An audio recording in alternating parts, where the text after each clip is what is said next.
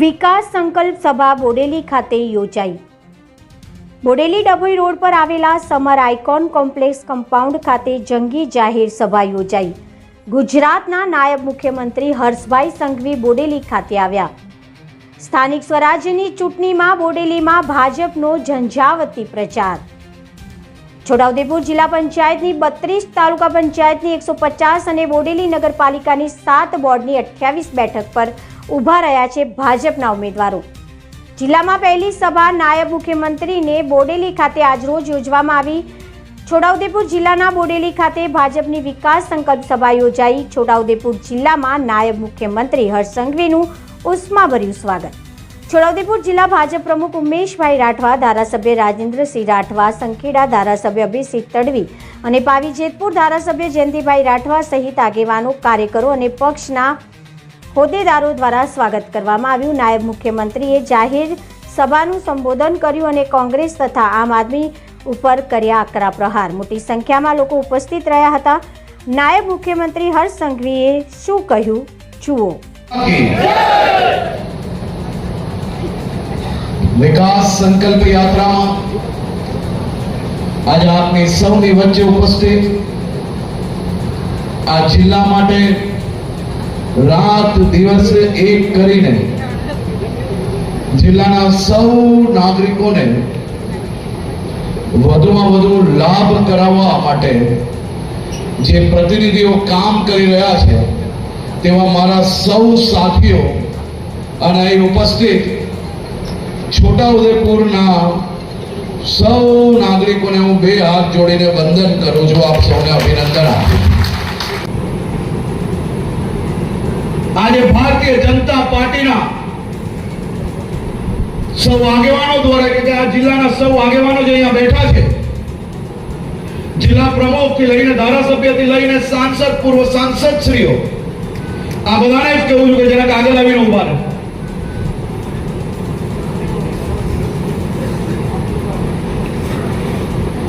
તમને કોઈને અંદાજો નહીં હોય અને લેકે જાઉંગા તો કોના માટે? અહીંયા બેઠેલા સૌ નાગરિકો માટે કઈક ને કઈક નવી યોજનાઓ અને સુવિધાઓ લઈને આવતા હોય છે। આ એ જ ટીમ છે જેને છેલ્લા 4 વર્ષમાં 150 થી વધારે નવી બસ, 350 થી વધારે નવા કનેક્શનો, 5 થી વધારે નવા પોલીસ સ્ટેશનો, अनेक नवी योजनाओं અને આ વર્ષે તો બધું પાર કરીને 5500 કરોડના ખર્ચે છોટા ઉદેપુર સુધી નર્મદાથી પાણી પહોંચાડવાનો જે પ્રોજેક્ટ છે એ આજ ટીમ જે તમારી સામે ઊભી છે તે તમારા સૌ માટે લઈને આવી છે। મારા ખેડૂત ભાઈ બહેનો, આપણે તો ન્યાલ થઈ ગયા। દરરોજ આપણા માટે દિવાળી આવી, દરરોજ આપણા માટે રામનવમી ને બેસતો વર્ષ આવ્યો।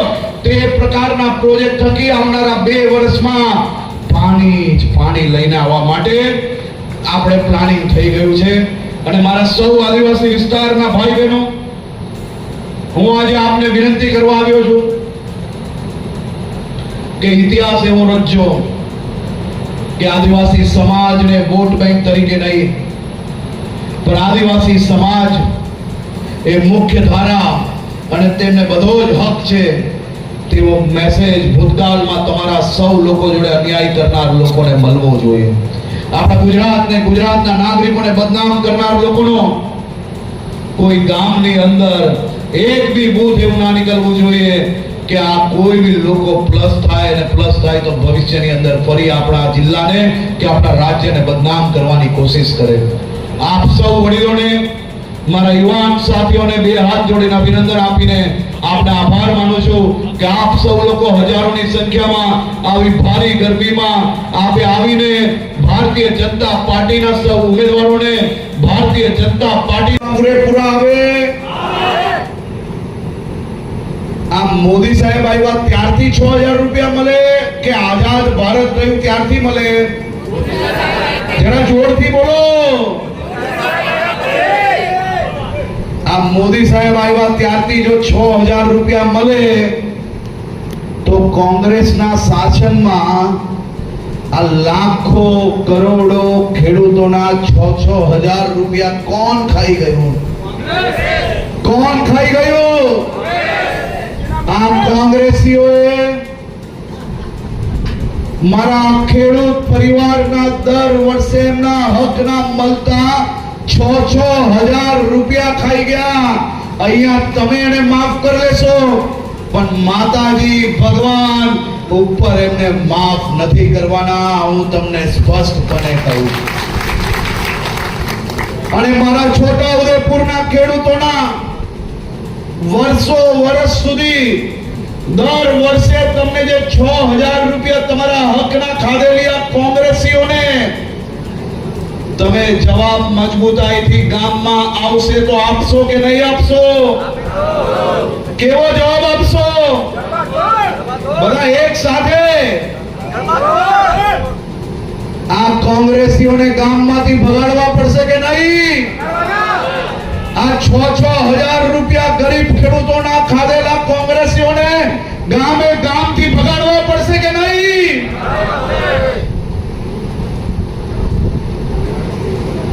આ મોટા મોટા મહેલો એમના બની જ જાય ને ભાઈ. વર્ષ સુધી શાસનમાં હતા, ત્યાર તક ખેડૂતોનો હક છીન્યો, આદિવાસીઓનો હક છીન્યો, અનુસૂચિત જાતિના ભાઈ બહેનોનો હક છીન્યો. હવે જ્યારે શાસન જતું રહ્યું, સરકાર જતી રહી, તો આદિવાસી ભાઈ બહેનો પાછા નજરે પડ્યા. એમને એ મારા આદિવાસી ભાઈ બહેનો, તમારી તાકાત ન તો વટ પડે ભાઈ, વટ પડે.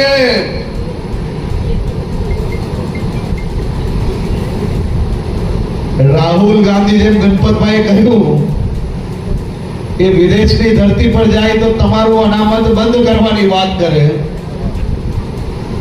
પાછું ભારતમાં આવે અને આપણી ગુજરાતની ચૂંટણી આવે એટલે યાદ આવે કે મારા આદિવાસી ભાઈ બહેનો ભૂક્કા નિકાલ લેશે એટલે પાછી અનામત એમને યાદ આવે.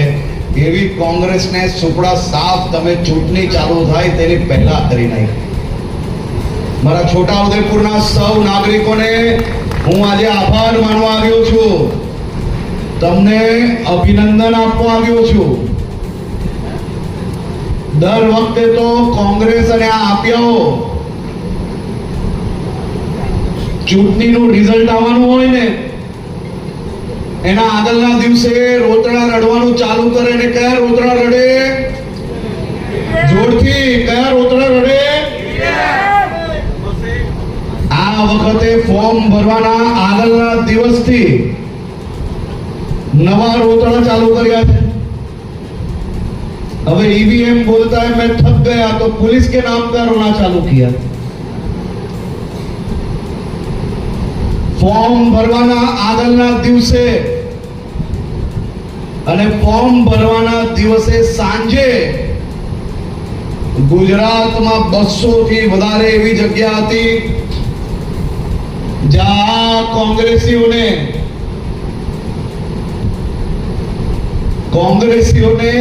200 થી વધારે જગ્યાઓ પર કોઈ મૂર્તિયાઓ મળ્યા જ નહીં. અને જ્યાં જ્યાં મળ્યા અને જે વિસ્તારમાં પ્રચાર કરવા જાય ત્યાં લોકો જે પ્રકારે ધોતા ગયા તો ફોર્મ ખેંચવાની કાલે છેલ્લી તારીખે છેલ્લા સમય પહેલા 750 જગ્યા એવી છે ગુજરાત પાર્ટીના એક બી મૂર્તિયાઓ ચૂંટણી લડવા માટે તૈયાર ના થયા.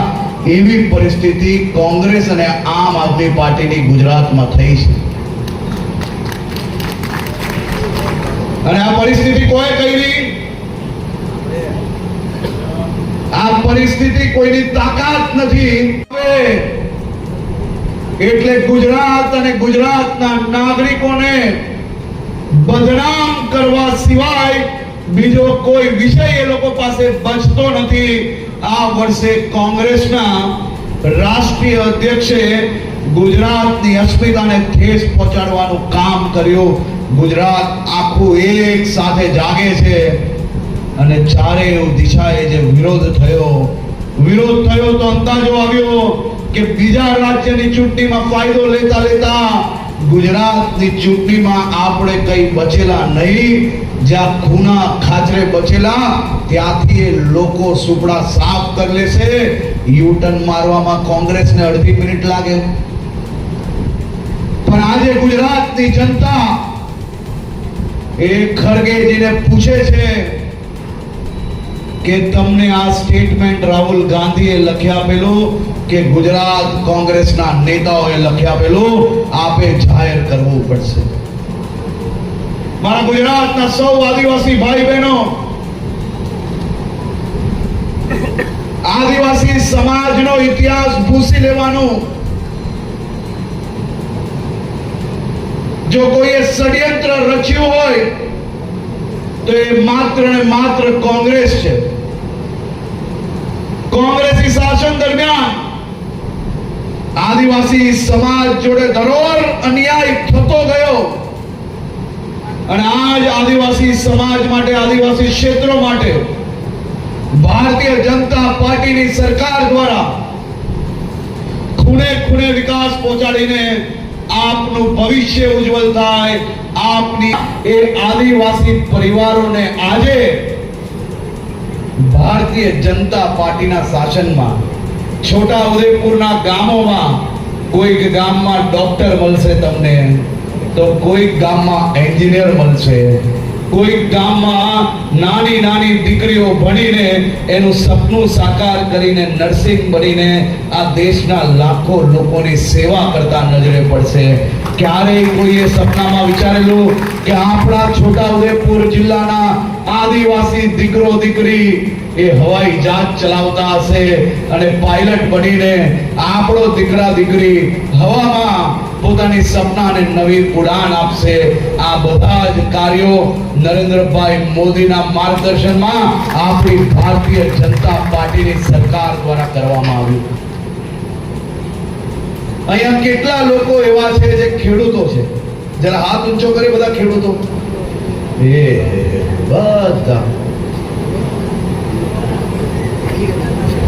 હવે મારા ખેડૂત ભાઈ બહેનો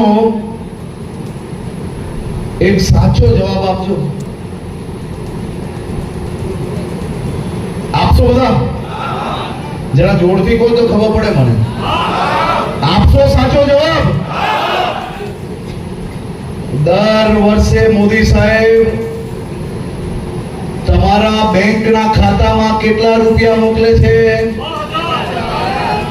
બધાને 6000 રૂપિયા મળે છે બેંકના ખાતામાં.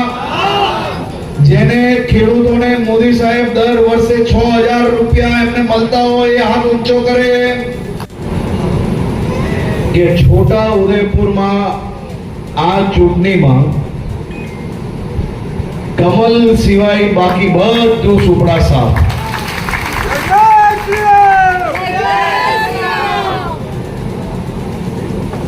અને ભારત માતા કી જય અને ભારતીય જનતા પાર્ટી જિંદાબાદના નારા અને તમારા નારા એ ચારેય દિશામાં એવા ગુંજ્યા. કાલ સાંજે જે બાકી રહી ગયા છે ને તેમાં કેટલાય હવે પ્રચાર માટે નથી નીકળવાના બહાર.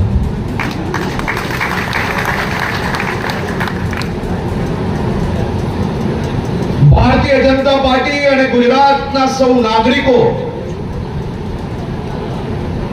એ દુનિયાનું સૌથી મોટું સહકુટુંબ છે. ભારતીય જનતા પાર્ટી અને ગુજરાતના નાગરિકો એ એક સિક્કાના બે પહેલું છે.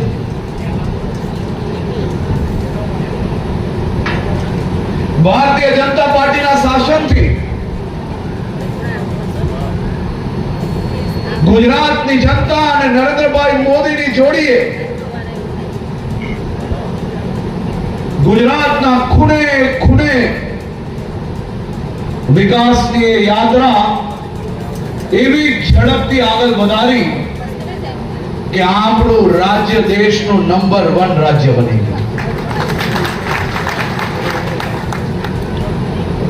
1990 થી આપણા મોદી સાહેબને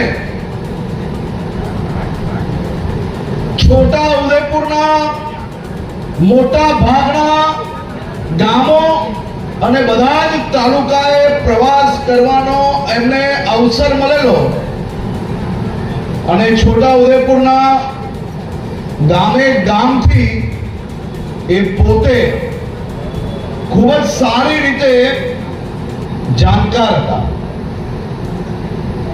દાહોદ હોય, પંચમહાલ હોય કે છોટાઉદેપુર હોય કે આદિવાસી વિસ્તારના તમામ જિલ્લાઓ મોદી સાહેબને એક વિશેષ પ્રેમ એ આ વિસ્તારો જોડે રહ્યો છે. આઝાદીના કાળ વખતે આ દેશના લાખો આદિવાસી ભાઈ બહેનોએ ભારતને આઝાદી મળે તે માટે શહાદત આપી હતી.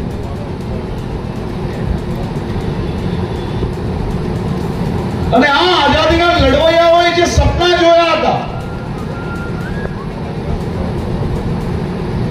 કે મારા દેશના માલે ગુજાર પરિવારોની જેમ જ મારા દેશના આદિવાસી પરિવારોને આદિવાસી ગામડાઓમાં એ આદિવાસી ગરીબ પરિવારોના બી પાકા મકાનો હોય, તેમના ઘરમાં સાંજ પડે તો રોશની આવે, તેમના પરિવાર માટે ગેસની બોટલો ભવિષ્યમાં આવે, તેમની પરિવારમાં દીકરી હોય, બહેનો હોય, માતાઓ હોય, એને ખુલ્લામાં શૌચાલય ના જવું પડે, ગામની અંદર શાળાઓ હોય, બધા જ સમાજ, બધા જ પરિવારો સાથે મળીને ગામનો વિકાસ કરી શકે. આઝાદીમાં શહાદત આપનાર આ વીર શહીદોના સપના કોંગ્રેસે ચકનાચૂર કરી નાખ્યા. આઝાદી તો મળી ગઈ, આઝાદી મળી અને દેશમાં અનેક વાર કોંગ્રેસનું શાસન આવ્યું, કોંગ્રેસના પ્રધાનમંત્રીઓ બન્યા. આપણા નરેન્દ્રભાઈ પ્રધાનમંત્રી બન્યા તેના પહેલા પ્રધાનમંત્રી આવાસનો ફૂટી કોડી બી કોઈને મળતી હતી ભાઈ? બધા જરાક હાથ ઉપર કરીને કે તો ખબર પડશે, આ કેમેરા વાળા ના ખબર પડે એમને. કોંગ્રેસના રાજમાં કોઈ બી આદિવાસી પરિવાર હોય કે ગરીબ પરિવાર હોય, ઝૂંપડામાંથી પાકું મકાન બનાવવા માટે ફૂટી કોડી બી આપતા હતા કોઈ દિવસ? ક્યારે બી આપતા ના. તો આ વર્ષો સુધી તમારા હકના રૂપિયા કોને ખાધા? કોને ખાધા? એમને જવાબ આપવો પડશે. જેને જેને લાગે કે આપણા રૂપિયા ખાધા છે કોંગ્રેસે, એને જવાબ આપવો પડશે. હાથ ઊંચા કરે બધા.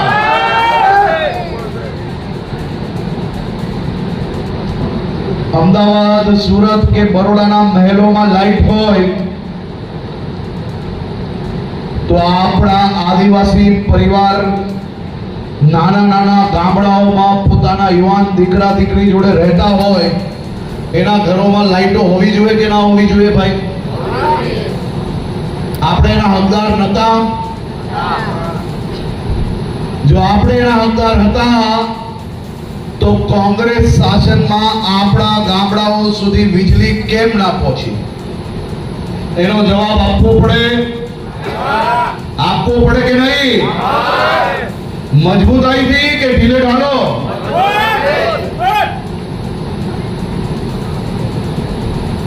મારા આદિવાસી વિસ્તારના સૌ આગેવાનોને આજે હું એક હિસાબ આપવા આવ્યો છું. આ તમારા સૌની સરકાર, તમારા સૌના સંઘર્ષથી આજે ગુજરાત દેશનું નંબર 1 રાજ્ય બન્યું.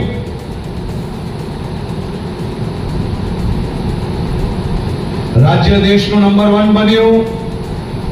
સાથે સાથે મારા છોટા ઉદેપુર જિલ્લા માટે આ ભારતીય જનતા પાર્ટીની સરકારે અનેક ભેટ સોગાતો દર વર્ષે તમારા વિસ્તારમાં યોજનાઓ થકી, વિકાસના કામો થકી આપ સૌની સાથે મળીને નવા પ્રોજેક્ટો પાર પાડવામાં આવે છે.